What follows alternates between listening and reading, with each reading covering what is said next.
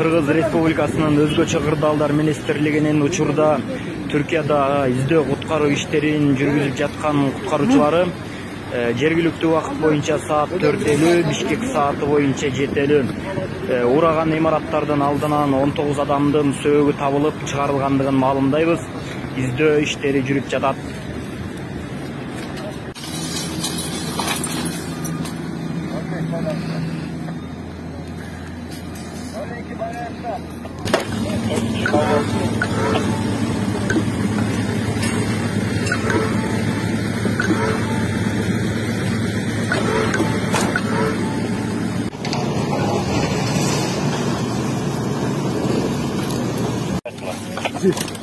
Şarjım çok atıyor.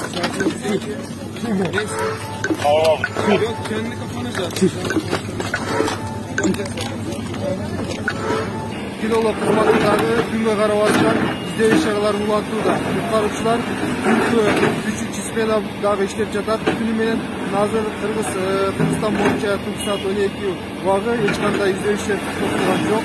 Hiç kanday koskoldukları yok. Barda bir şey görevinde işarılar var. Bayıldagan patol koyduğumuzdan. Ne?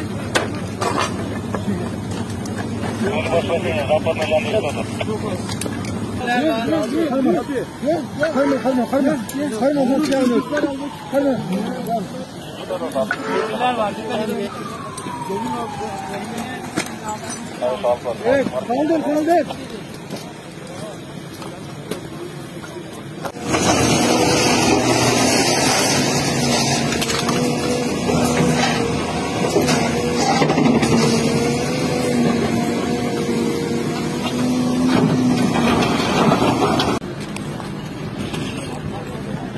Азыр Түркия мамлекетинин сааты боюнча кечки саат 18:50 карата маалымат.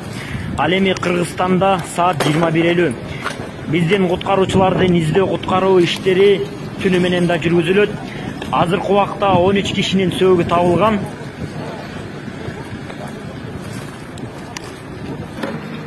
Кыргызстандык куткаруучулардын издөө куткаруу иштери Кахраман-Мараш шаарындагы 12 Шубат районунун 2 объектисинде иш алып барууда.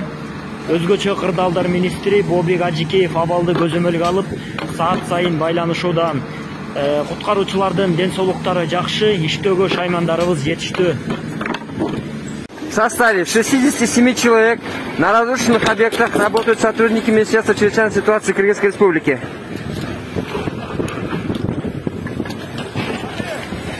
Подробная информация будет предоставлена позже.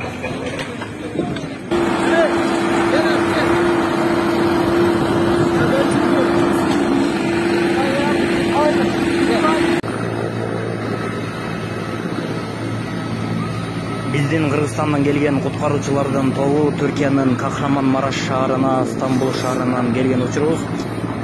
Бул жерден керектүү шаймандарды самолеттон түшүрүп, Түркиянын афат куткаруучулардын базасына жөнөп кеттик.